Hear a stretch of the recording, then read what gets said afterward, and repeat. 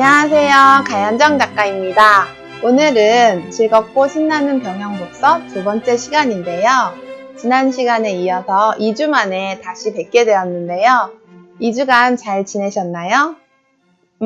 날씨가 더운 것은 많이 좀 풀렸는데 훈련하시느라고 여전히 힘드실 것 같아요.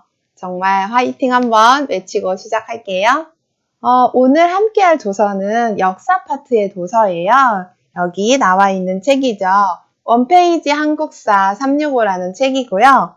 하루에 한 페이지씩 우리나라 역사에 관련된 다양한 이야기들을 재밌게 읽어볼 수 있도록 구성된 책이더라고요. 우리 대원님들은 많이 읽어보셨나요? 많이 못 읽어보셨을 것 같아요. 하지만 조바심을 갖고 읽으실 필요는 없고요. 365라는 제목처럼 1년에 걸쳐서 독서를 하시면 돼요.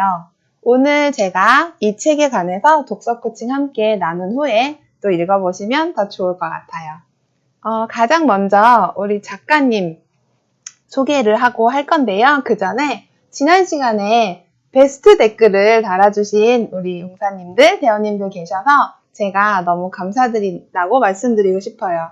정말 재밌었다, 시간 가는 줄 몰랐다라는 그런 댓글이 저에게 큰 응원이 되어 주었고요. 오늘도 실시간 댓글로 많은 참여 부탁드리겠습니다. 그리고 지난 시간에 이어서 복습하는 시간을 잠깐 가질게요. 독서 코칭이 무엇인지에 대해서 개념 정의를 함께 나누었었잖아요. 독서란 무엇인가요? 라는 질문은 우리가 어렸을 때, 초등학생 때부터 많이 들었었어요. 하지만 저는 독서에 대한 새로운 개념 정의를 말씀드렸죠. 독서란 무엇인가요? 그저 열심히 이렇게 책을 읽고 책 안에 있는 내용을 내 머릿속에 지식이나 정보로 가져가는 것이 아니라 책을 지은 저자와 독자인 나의 소통하는 그런 과정이라고 말씀을 드렸었어요. 그래서 독서란 무엇인가에 대해서 다시 한번 개념 정의를 해주시면 좋겠고요. 그러면 저자와 독자의 소통이라고 말씀을 드렸는데 그러면 소통이란 무엇인가요? 라고 말할 수 있겠죠. 우리 오늘날 소통이 정말 중요해. 소통 잘 돼야 되지. 갈등과 대립을 해결하려면 소통이 잘 되어야 돼. 이런 말 많이 하잖아요. 그런데 저자와 독자의 소통이라는 거는 그렇게 어렵고 좀 심각한 이야기가 아니라 만남이라는 이야기를 말씀드렸죠. 그래서 마치 우리가 아는 사이, 친한 사이, 그리고 언제든 만나고 싶은 사이가 되는 것이 진정한 소통이라고 생각을 해요. 그래서 우리가 책 한 권을 두고 저자와 독자인 나의 만남, 그리고 책과 나의 사이가 책 속에 있는 내용들이 어떤 어렵고 꼭 알아둬야 될 지식이라는 것보다는 언제든지 책을 펼쳐볼 수 있고 만나고 싶은 그런 생각을 하면 좋을 것 같아요. 그러면 코칭이란 무엇일까? 독서, 코칭으로 되어 있는데요. 독서라는 것이 그런 만남이라면 코칭이라는 것은 직접적인 조언을 하지 않고 도와주고 격려해주고 동기를 부여해주는 파트너십이라고 제가 또 말씀드릴 수 있어요. 그래서 독서 코칭, 영어로 하면 뭐죠? 영어로 하면 리딩 코칭이 된다고 했죠. 리딩은 읽어주는 것이고 코칭은 무언가를 지시하거나 직접적인 조언을 하는 것이 아니라 마치 옆에 앉아서 나란히 앉아서 도움을 주는 그런 관계, 그것을 코칭이라고 했어요. 그래서 리딩 코칭이라는 걸 설명했고 저는 여기에서 한 발 더 나아가서 제가 글 쓰는 작가이기도 하지만 여기 계신 모든 대원분들, 용사님들도 리딩 코칭에서 한 단계 더 나아가서 무엇을 했으면 좋겠다고 말씀드렸죠? 리딩하고 크리에이팅 단계까지 나가면 좋겠다고 말씀드렸어요. 그래서 지난 시간에 연애소설에 대해서 나만의 연애소설, 내가 생각하는 어떤 이성을 생각하고 써도 되고 아니면 나는 나를 가장 사랑해. 나 자신에 관한 연애소설도 한번 써보는 것이 좋겠다고 말씀을 드렸잖아요. 그래서 우리가 리딩 단계에서만 머무르는 것이 아니라 한 차원 더 나아가서 크리에이팅 하는 그런 단계까지 나아가면 좋겠다는 말씀 드렸었죠? 다들 기억하시나요? 그래서 한번 보면 Reading and Creating, 독자에서 저자로 성장해 나가는 과정을 제가 도와드리고 싶다는 그런 말씀도 드렸어요. 오늘의 강의 순서를 말씀드릴게요. 오늘의 강의 순서는 1교시에서는 작가 소개, 그리고 사건, 인물, 장소 페이지 소개를 해드릴 거예요.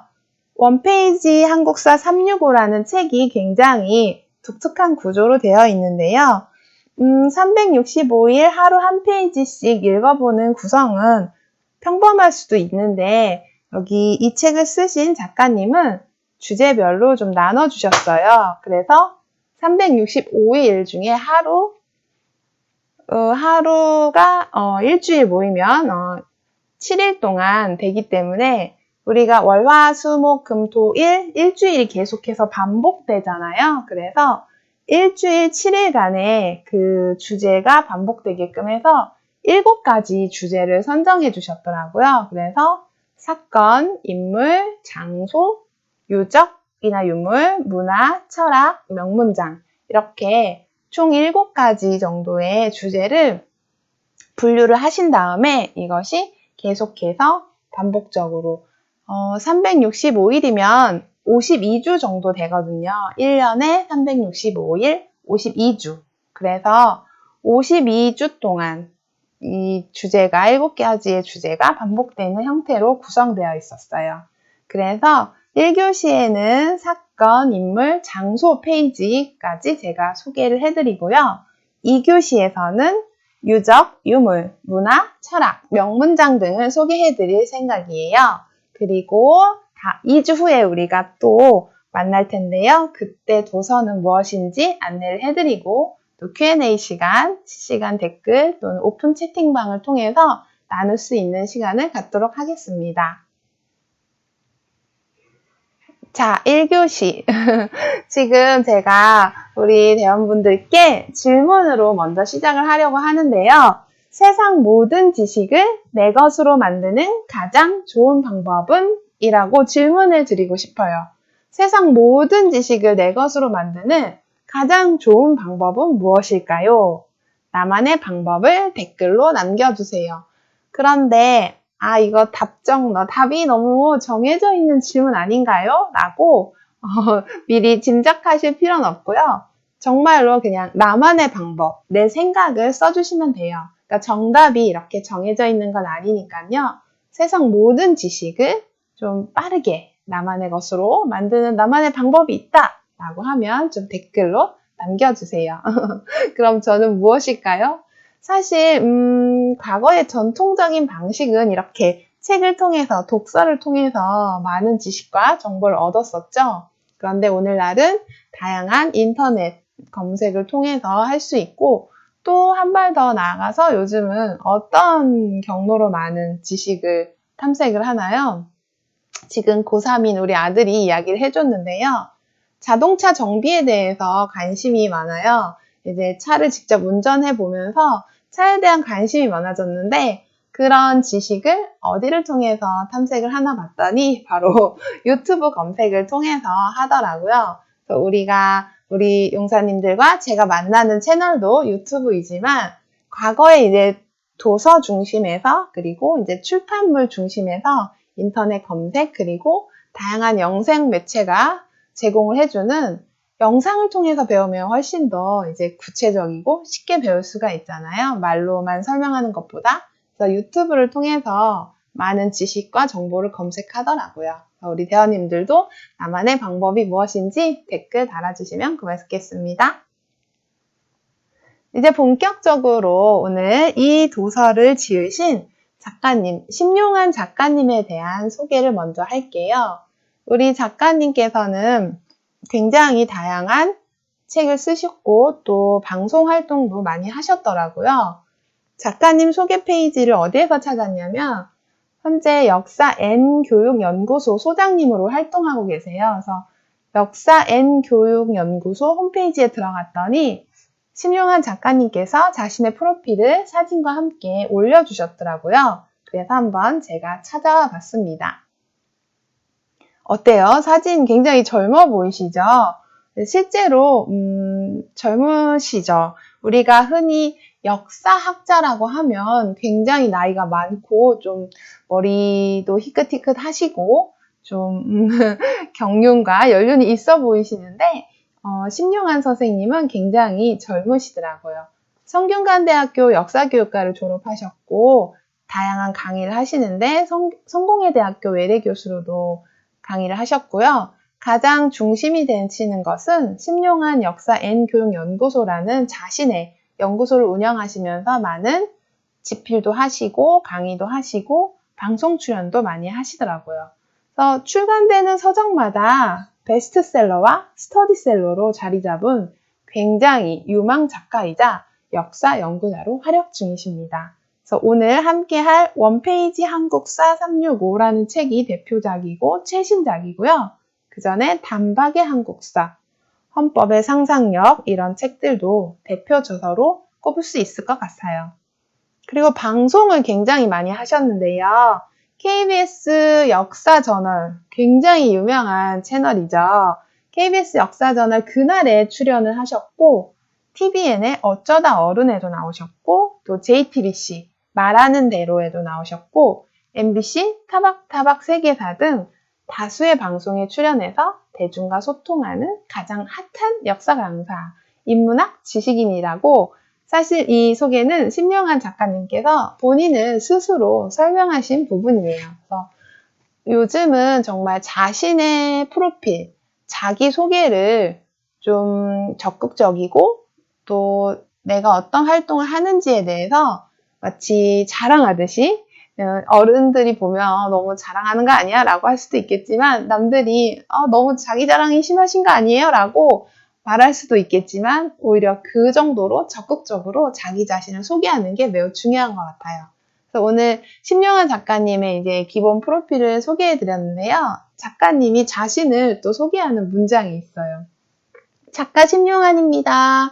글을 쓴다는 것은 공부하고 연구한 것을 잘 다듬어 표현하고 생각을 나눈다는 것, 나눈 것에 대해 지속적으로 책임감을 가지고 소통하는 것입니다.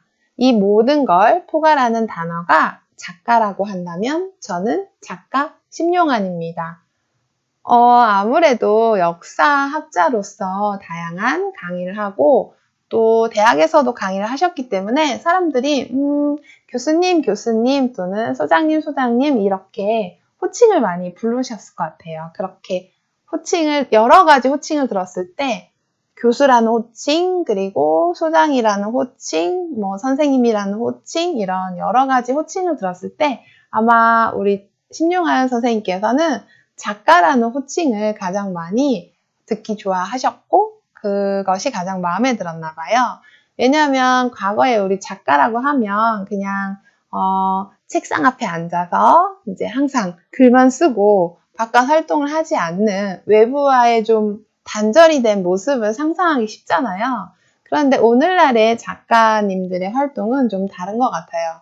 물론 저도 농사일도 하고 또 다양한 강의도 하고 또 이렇게 서점을 운영하면서 여러 가지 활동을 하고 많은 사람들과 소통하는 걸 굉장히 중요시 여기는 것처럼 심용환 작가님도 자신의 작가라고 부를 때 굉장히 적극적이고 다양한 활동 그리고 내가 연구한 것을 많은 분들과 함께 나눈다라는 점 그걸 강조하고 싶으셨던 것 같아요. 그래서 저는 앞으로 작가 심용환이라고 불러주세요 라고 말씀하시는 것 같아요.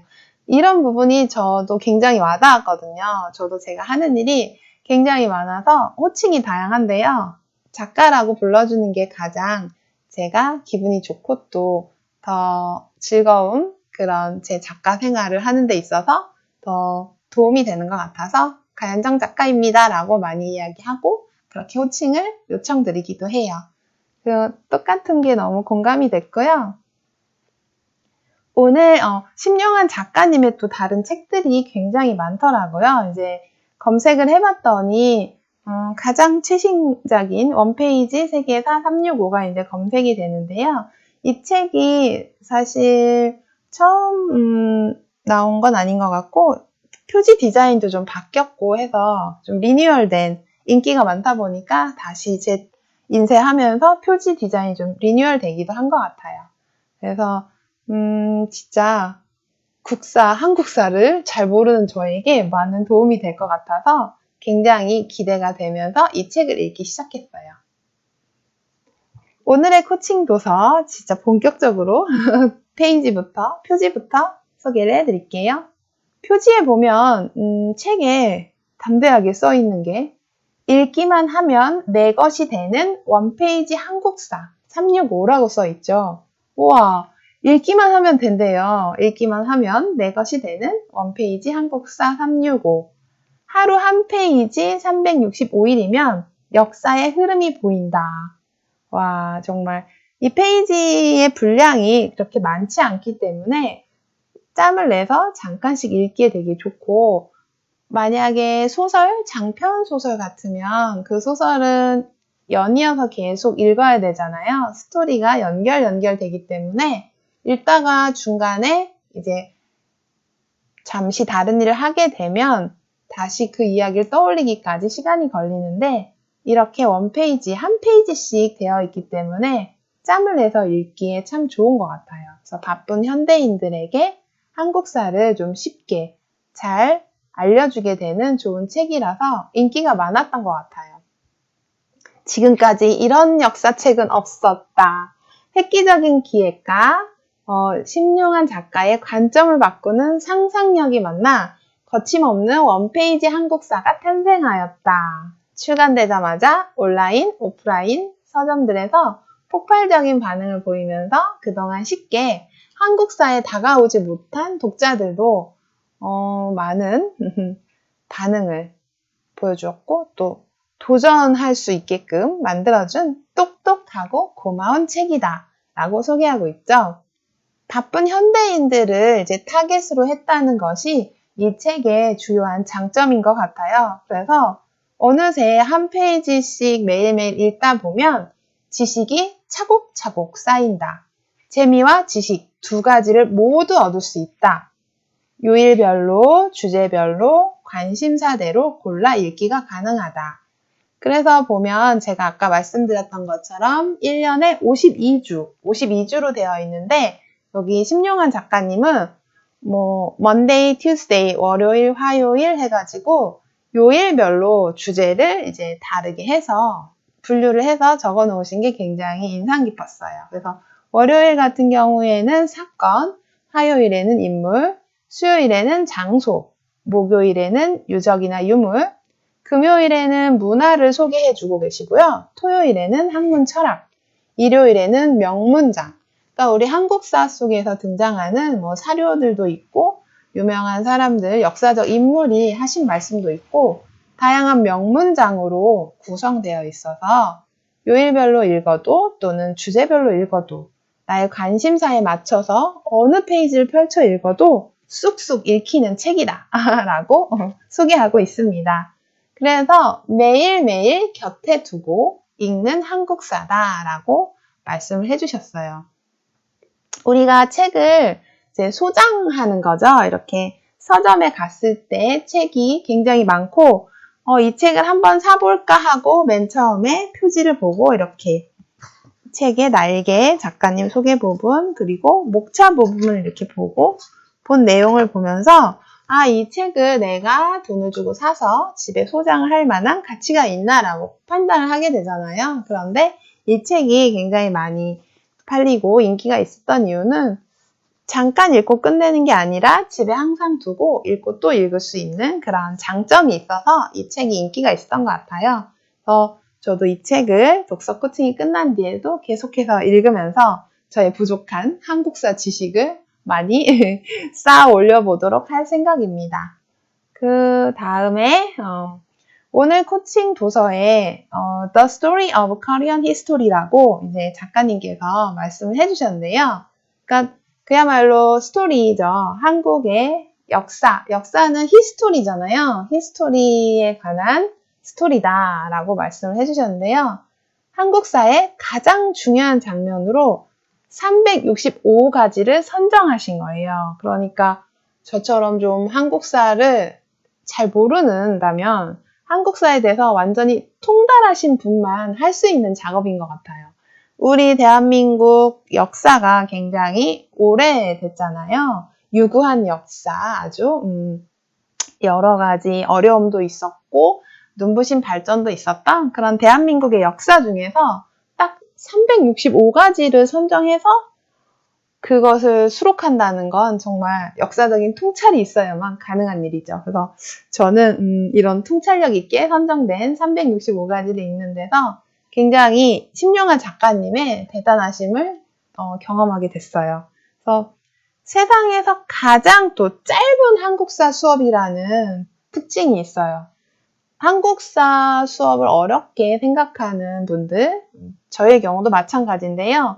뭔가 한국사 하면 어렵고 지루하고 또 아주 길고 길었던 우리나라 역사만큼 정말 배워야 할 게 너무 많고 또 기억해야 될 거, 외워야 될 게 너무 많다라고 그렇게 어렵게 생각했는데 우리 심령한 작가님께서는 정말 짧은 수업이다. 왜냐면 우리 대원님들 보셨겠지만 어때요? 한 페이지가 굉장히 짧죠. 한 페이지를 이렇게 꽉 채운 경우도 있지만 이렇게 절반만 채운 경우도 있기 때문에 정말 짧고 쉽게 읽을 수 있지만 또 굉장히 역사에 통달하신 선생님께서 골랐던 거기 때문에 짧은 시간 알차게 한국사의 고수까지는 아니어도 최소한 한국사의 교양 지식을 잘 쌓을 수는 있을 것 같아요.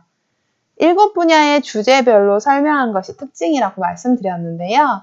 사건, 인물, 장소, 유물, 문화, 철학, 명문장으로 구성되어 있는데 그래서 제가 오늘 1교시에서는 사건, 인물, 장소, 월, 화, 수, 월요일, 화요일, 수요일 정도에 설명되어 있는 그 부분을 좀 몇 개 제가 골랐어요. 제가 좀 흥미있게 읽었던 부분을 골라서 함께 나누려고 가져왔거든요. 그래서 오늘 함께 읽어드릴게요.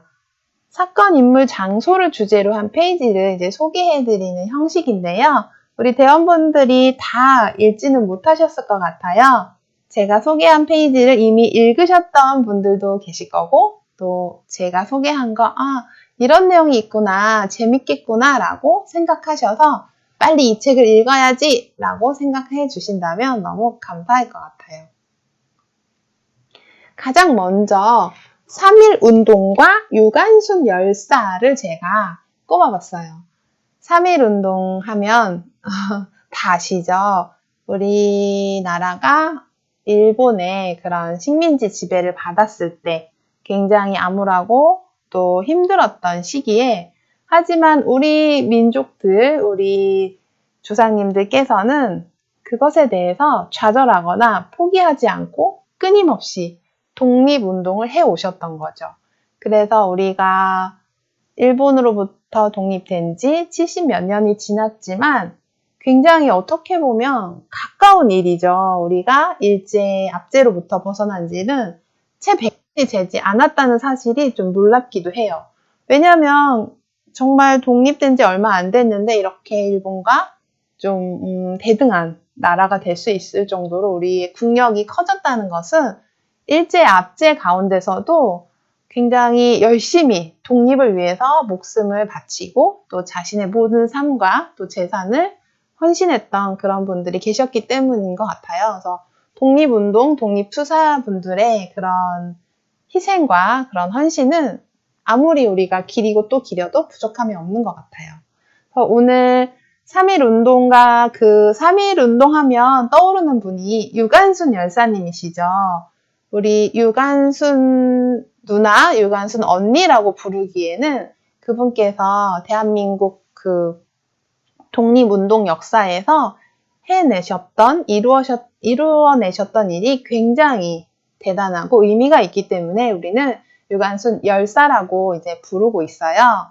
매년 3월 1일에는 당시 18살의 나이죠. 18살이면 정말 고3의 나이도 되기 전이죠. 18살의 나이로 순국한 유관순 열사의 그런 독립운동을 기리기 위해서 매년 3월 1일 3.1절 행사가 굉장히 크게 이루어지고 있어요. 일본 제국주의에 대항하여 민족의 독립을 선언한 운동으로 1919년 3월 1일에 전국적으로 가장 크게 일어났다. 이것이 이제 3월 1일 3.1절 운동에 대한 이야기고요.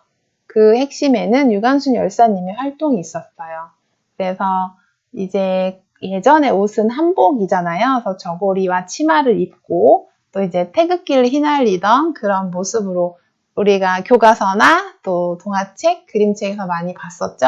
그런 모습이 있지만 정말 강인한 치마 저고리를 입었던 그런 연약한 10대 소녀의 모습이 아니라 그 마음과 정신은 굉장히 강인한 독립투사의 정신이었다는 것이 놀랍고 또 굉장히 또 감사하다는 생각을 하고 있어요.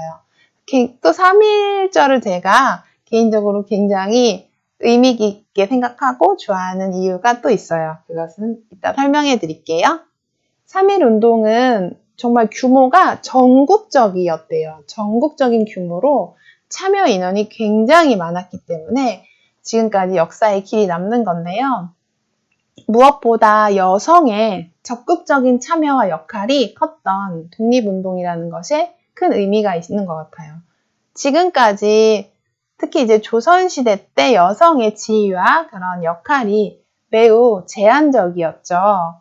고려시대 또는 조선 중기까지만 해도 대한민국 여성들의 어떤 사회적 지위나 역할 굉장히 중요하기도 했거든요. 한 가정에서 가정 경영을 하는 데 있어서 굉장히 중추적인 역할을 하던 그런 여성이 조선 중기가 지나면서 성리학이 심화되면서 굉장히 축소되고 여성에 대한 그런 권리나 역할들이 많이 제한되는 시대를 겪어요.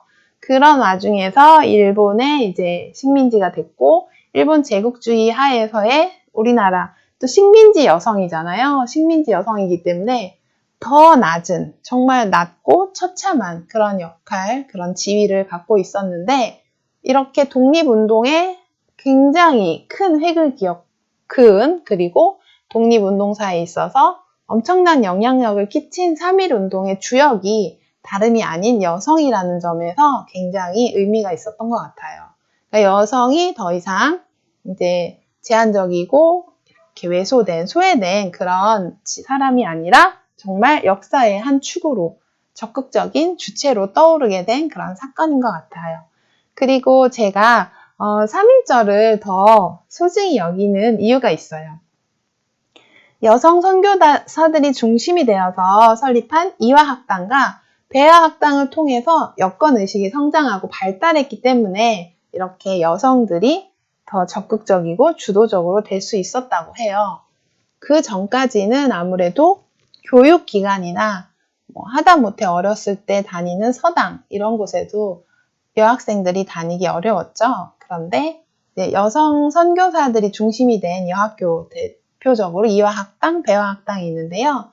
거기에서 배운 실력 있는 여성들이 아무래도 여권의식이 더 발달했기 때문에 그 여성분들이 활동을 하게 되면서 3.1 운동의 주역이 된 것 같아요. 그래서 유관순 열사도 이화학당 출신이고요. 비폭력 평화주의였던 3.1 운동이 이제 점차적으로 지방하고 농촌으로 확산이 되면서 좀 과격해지는 양상으로 펼쳐질 수밖에 없었던 것 같아요. 태극기를 흔들면서 이제 대한독립 만세를 외쳤던 그런 운동 차원에서 비폭력 차원에서 전국 각지 특히 이제 지역으로 내려가고 또 많은 사람들의 참여가 일어나고 또 그에 대한 일본의 강력한 탄압이 있었기 때문에 그 탄압에 맞서는 또 강력한 저항이 있어서 폭력적으로 변화되는 그런 양상도 있었다고 합니다. 자, 그러면 3.1 운동이 정말 저에게 와닿는 이유를 한번 말씀드리고 싶어요. 가연정 작가의 TMI라고 제가 한번 적어봤는데요. 3.1절 정오에 태어났거든요, 제가. 그래서 매일 사람들에게 제 생일이나 이런 아니면 자기소개를 하게 되는 기회가 있으면 저는 3.1절 정오에 태어나서 유관순 열사의 정기를 이어받았어요 라고 이렇게 주장하고 있죠. 자기소개할 때 많이 써먹는데요. 우리나라 역사에서 3.1절이 지니는 가치는 정말 크기 때문에 제 생일이 3.1절이라는 사실이 무척 자랑스럽고 또 정말 뿌듯하지만 안 좋았던 점은 학창시절에 딱 봄방학 기간이죠. 봄방학 기간이라서 생일 선물은 거의 못 받았다는 그런 단점이 있었습니다. 3.1절과 유관순 열사 여기 소개 마치고요. 그 다음 소개해드리고 싶은 주제는요. 인물에 관한 내용인데요. 조선의 21대 국왕이죠. 조선의 21대 국왕 영조에 관한 이야기예요. 사진을 한번 함께 보실까요? 조선의 21대 국왕 영조 정말 대단한 분이시죠. 많은 업적과 정말 여러 훌륭한 그런 학문적 성취를 이루신 그런 임금님이신데요. 또 영조 임금의 좀 유일하게 독특했던 점은 대부분 이제 임금님의 그림이죠. 그 당시에는 사진이 아니라 그림으로 남겼기 때문에 그림을 보면 20대 영조, 50대 영조, 이제 왼쪽에 20대, 우측에 50대라고 나와 있는데요. 대부분의 임금님들은 나이 드셨던 모습만 남아 있어요. 젊은 시절의 모습이 거의 없대요. 아무래도 재위 시절에 다양한 활동을 하시면서 또 어느 정도 연륜이 있으신 다음에 그림을 자화상 같은 그림을 초상화를 그리셨던 것 같아요. 그런데 영조 임금님은 독특하게 20대 모습까지 그려서 정말 특이하다라고 역사가들이 말을 하는데요. 어때요? 사진 보니까 굉장히 멋지시나요? 20대와 50대 좀 비슷하신 것 같아요. 얼굴이 좀 뾰족한 코와 눈썹 이런 부분이 많이 비슷하신 것 같은데 그래서 사진을 한번 가져와 봤어요. 영조 임금님은 1694년 출생하셔서 1776년까지 83세. 와, 정말 장수대왕으로 통한 오늘날도 83세까지 살면 와 진짜 장수하셨다라고 말하죠. 그런데 그 조선시대 때 나이 40만 지금으로 치면 40세만 돼도 굉장히 장수했다라고 평가받는 조선시대였어요. 제 나이가 이제 50을 향해 가는데 반올림 하면 50이 돼버리죠. 그렇게 40대 후반의 나이인데 예전에 조선시대에 태어났다면 저는 굉장히 장수한 사람으로 통할 거예요. 나이 40을 넘기시는 분들이 별로 없었고 이제 뭐 많은 질병을 치료할 수 있는 의학 발달도 부족했고 무엇보다 곡식이라든지 풍족하지 못한 그런 영양 때문에 굉장히 젊은 나이에 한 30대면은 많이 돌아가셨나 봐요. 그런데 우리 영조대왕은 어떤가요? 83세면 정말 장수대왕님 맞으시다. 저도 이 책 원페이지 한국사 읽으면서 다시 한번 깨달은 건데요. 영조 임금님이 정말 오랜 재위 기간을 갖고 계셨고 다양한 업적을 갖고 계셨다는 건 알았지만 83세까지 건강하게 사셨다라는 거는 우리 심용한 작가님께서 알려주신 것 같아요. 그래서 정말 영조대왕님의 건강 비결은 뭐지? 라고 궁금했는데요. 아니나 다를까 책에 또 나와요. 그 부분도 소개해 드릴게요. 젊은 시절 20대 그림도 남아있고 장수대왕이시고 우리가 위대한 영조 임금님에 대한 것뿐만 아니라 좀 재미있게 느껴지는 그런 사실도 있는 것 같아요. 또 1724년에 즉위를 하셔서 1776년까지 재위 기간 중에 개혁 정책을 많이 펼치셨어요. 그러니까 그동안 우리가 임금님이 새로 되시면 많은 개혁 정책 펼치시긴 하는데 우리 영조 대왕처럼 자신이 펼쳤던 개혁 정책들을 끝까지 정말 잘 이루어내신 경우가 많지 않죠. 그런데 정말 이렇게 많은 일을 해내시고도 왜 우리 흔히 너무 과로하면 건강이 안 좋을 수 있잖아요. 그런데 영조 임금님은 과로를 하셨죠. 과로를 하셨음에도 불구하고 이렇게 장수를 하신 게 너무 궁금해서 장수 비결도 많은 관심을 불러일으키는 것 같아요. 그렇다면 영조 대왕님의 장수 비결을 함께 알아보도록 할게요. 이 책에 이제 신용환 선생님께서, 작가님께서 알려주셨는데요. 영조대왕의 장수 비결 뭐가 있냐면, 첫 번째, 다들 힘들어 하실 수도 있을 것 같아요. 첫 번째 비결부터, 나에게는 맞지 않는 것 같아. 너무 어려운 일이야. 라고 생각하는 이제 성인 남성분들, 또 여성분들 계실 수 있을 것 같은데요. 가장 먼저 지키셨던 거는 철저한 금주이셨대요. 술을 전혀 드시지 않으셨다고 합니다.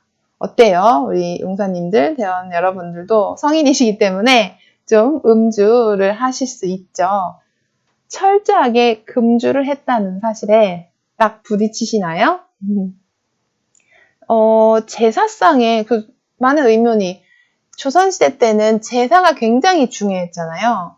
그럼 제사상에는 대체 뭘 올렸지? 제사상, 제가 이제 종갓집 며느리라서 저희 이제 시어머니하고 이제 제사상 남편하고 차릴 때 제가 보면 반드시 그 맑은 하얀 술이 있죠. 청주죠. 청주 같은 그런 술을 따라서 이제 올리는데, 조상님들께 밥, 국, 또 맛있는 다양한 반찬들, 과일들 올리잖아요.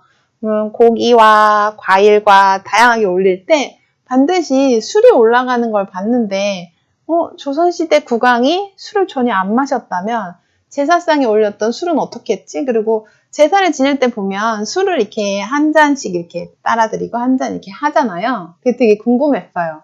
네, 역시 책에 나와 있는 걸 보니까 우리 영조대왕님은 얼마나 금주를 철저히 하셨는지 그 제사상에 올리는 술조차도 금지를 하셨대요.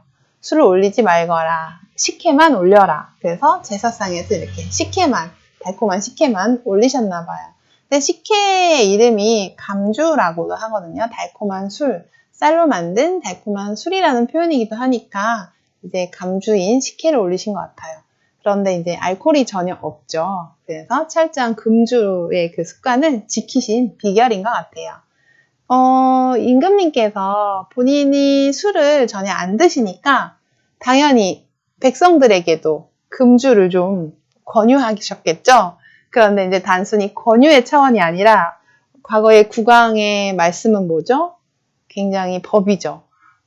임금님께서 하신 말씀은 무조건 지켜야 되고, 그 말씀을 지키지 않았을 경우에는 왕의 말씀, 왕의 명령을 어긴 것은 곧 죽음에 이를 수도 있는 거죠. 그렇기 때문에 정말 전국적인 금주령을 내렸는데 가장 철저했다고 해요. 그러니까 조선시대 때 보면 금주령을 여러 번 내린 경우가 있어요. 왜냐하면 쌀로 만들죠. 술은 쌀로 만드는데 어땠어요? 예전에는 쌀이 굉장히 부족했어요. 오늘날은 쌀이 남아돈다고 해요. 쌀 농사를 짓는 그런 기술은 계속 발전해서 생산성이 굉장히 향상됐죠. 그런데 어때요? 용사님들도 쌀, 밥 별로 안 드시고 고기나 과일이 더 맛있죠?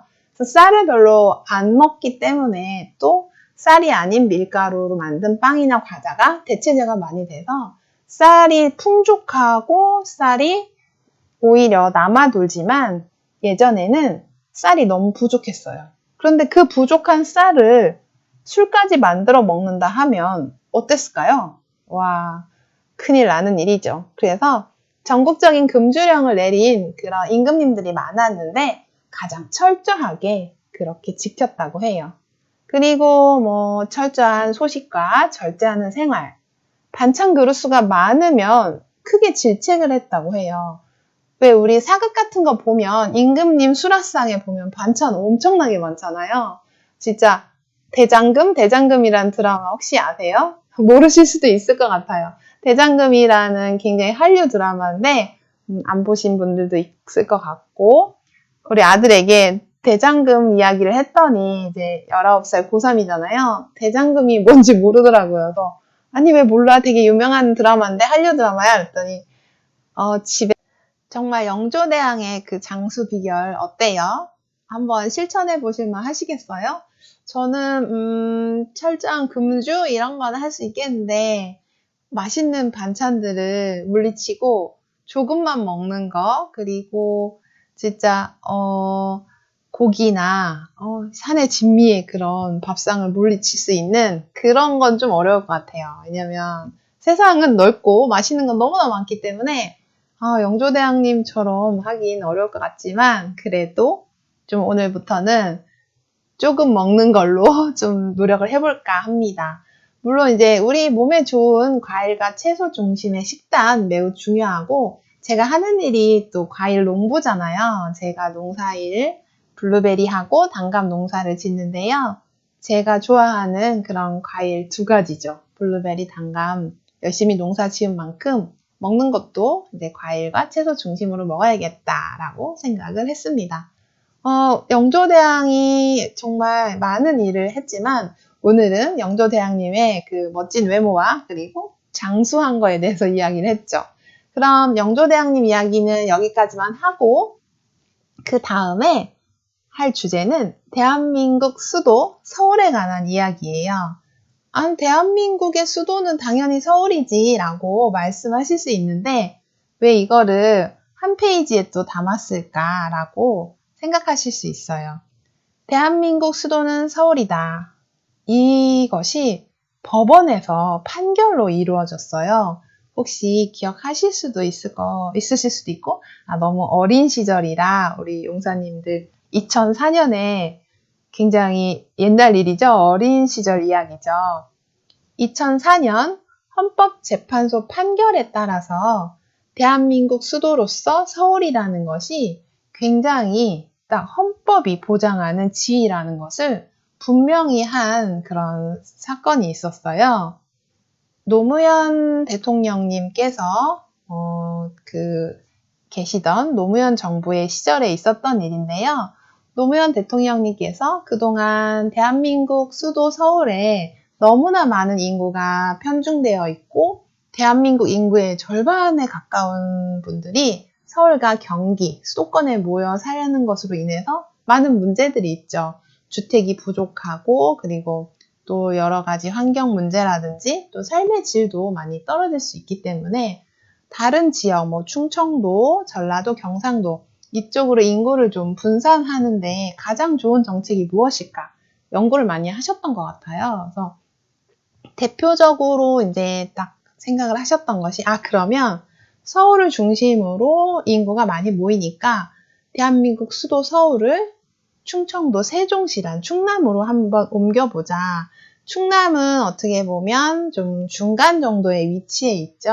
우리 이제 북한을 제외하고 우리 남쪽에서만 볼 때 서울, 경기도, 그리고 밑에 충남, 그리고 전남, 또 경상, 그리고 우측에는 강원도가 있잖아요. 그래서 충남 세종이면 수도가 좀 대한민국 영토에서 한가운데니까 좀 인구가 분산되고 좀 균형 발전이 이루어지지 않을까라는 생각에서 이제 서울이라는 건 이제 고유 명사이면서 또 보통 명사이기도 하거든요. 수도를 뜻하는 대한민국 어떤 한 나라의 중심 도시인 수도를 뜻하기도 해요. 서울을 옮기자. 말 그대로 서울을 옮겨버리자라고 해서 세종시로 옮기려고 하셨어요. 그러니까 충청도로 바꾸는 거죠. 그런데 그것에 굉장한 반대 여론이 있었고 찬성 여론도 많았지만 반대 여론도 많았어요. 왜냐하면 서울에서 그동안 모든 걸 이루고 살았던 분들 입장에서는 너무나 충격적이고 또 그동안 쌓아왔던 기반을 잃어버리는 게 될 수 있기 때문에 대한민국 수도는 서울이어야 하고 충남 세종시로 이전하는 것에 대해서 반대가 많았어요. 물론 오늘 보면 세종시에 그 정부 기관들이 굉장히 많이 내려와 있죠.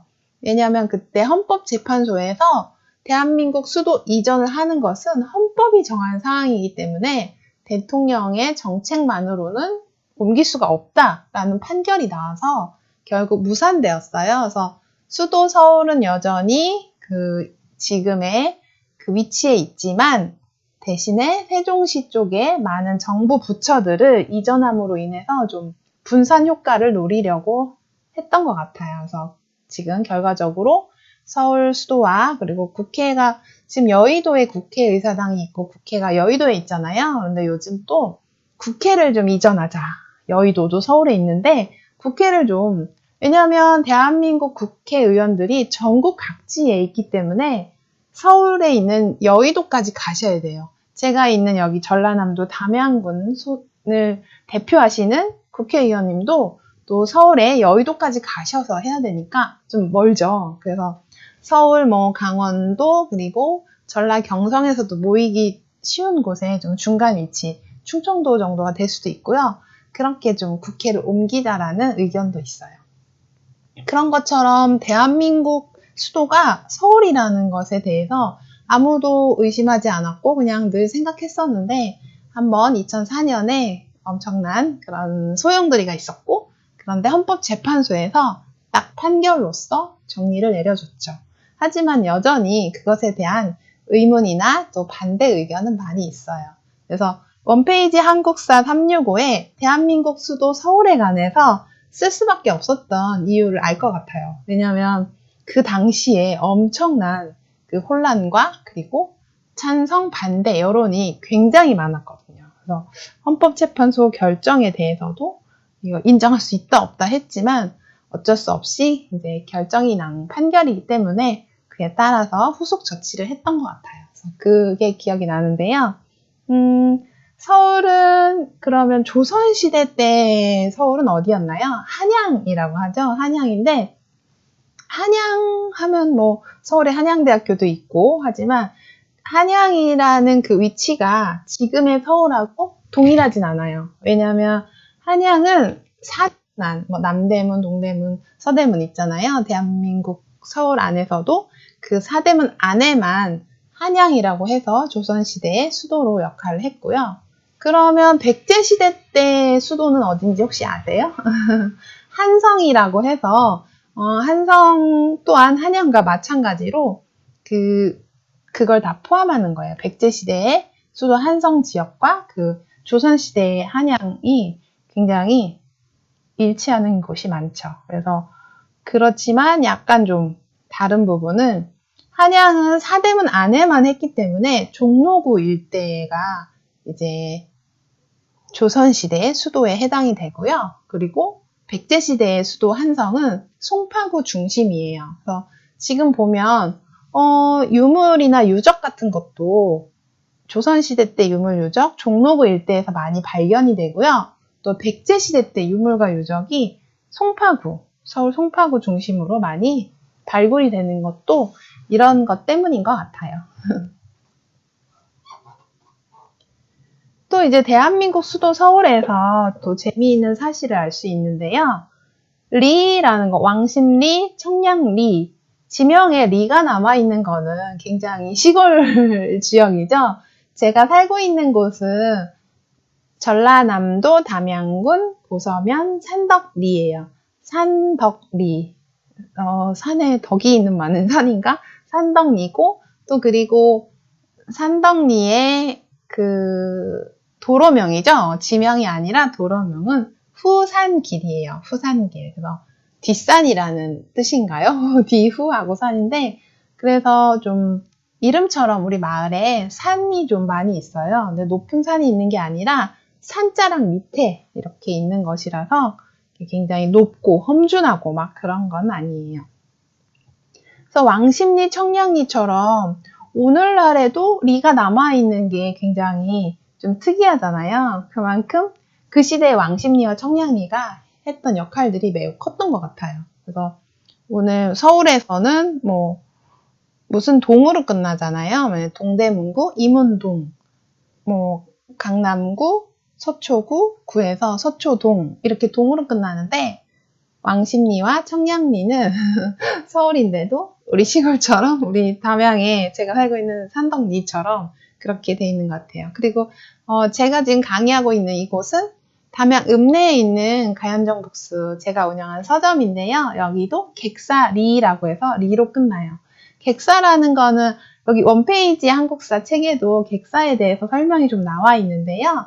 객은 손님 객이고요. 사는 어떤 집을 뜻하는 관사, 기숙사 할 때 그런 사예요. 그래서 손님들이 이제 여기 전라남도 담양이니까 지방이잖아요. 서울에서 한양에서 손님들이 우리 담양에 출장을 왔을 때 이제 오늘날로 치면 출장 개념이죠.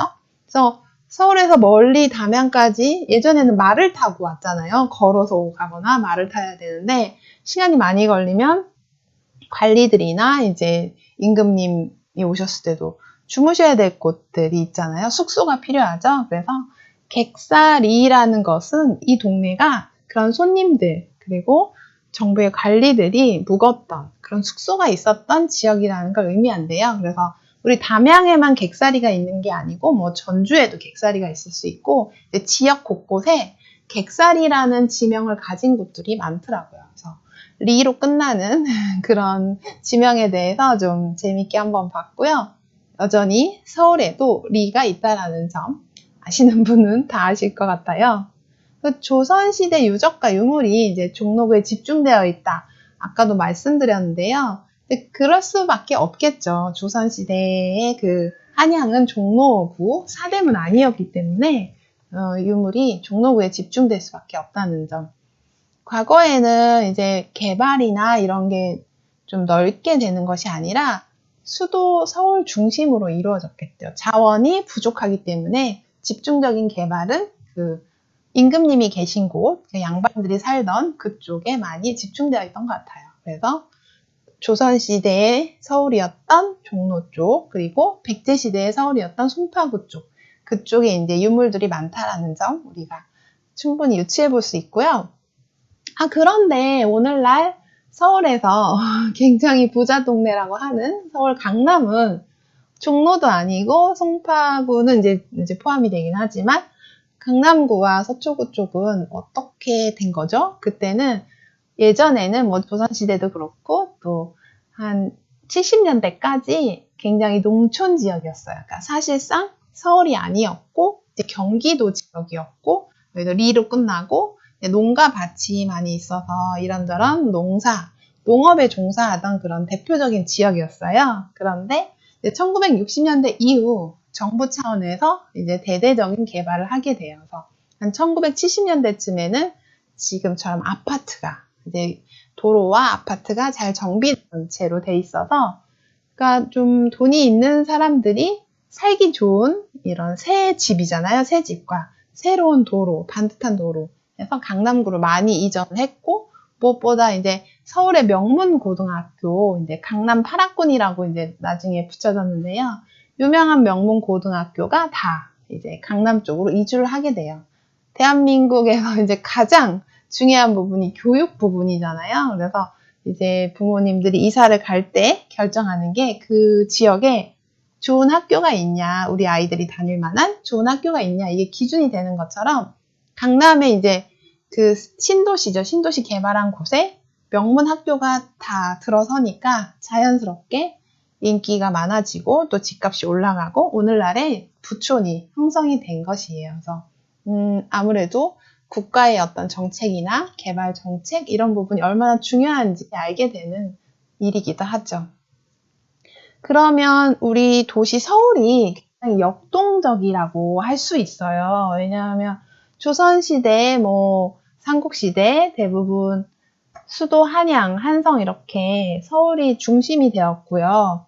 그러면서 오늘날까지 굉장히 많은 변화를 일으키고 있거든요. 역동적인 도시인 만큼 변화가 많이 일어나는 곳인 만큼 또 문제점이 많이 있는데요. 그 문제점은 바로 젠트리피케이션이라고 불리어지는 문제예요. 그래서 홍대 앞 또 경리단길이라고 불리어지는 경복궁 주변의 그런 공간이거든요. 그래서 이런 부분에 대해서도 한번 알아볼 수 있을 것 같아요. 그래서 원페이지 한국사에서 또 이야기를 했는데요. 젠트리피케이션에 대해서 한 번 더 제가 설명드리고 싶어서 씁니다. 젠트리피케이션이라는 단어를 이제 많이 들어본 분들도 있고 좀 생소하다라고 생각하시는 대원분들도 계실 텐데요. 저도 젠트리피케이션이라는 단어가 사실 이렇게 나온 지 이렇게 오래되진 않았어요. 그래서 좀 생소하게 처음엔 느껴졌는데 그 용어의 어원을 알고 나서는 이해하기가 좀 쉬웠어요. 영국의 사회학자 루스 글래스가 처음으로 사용을 했대요. 1964년에 사용을 했으니까 굉장히 용어 자체는 오래된 단어죠. 굉장히 오래된 단어인데 왜 저는 최근에 알았을까요?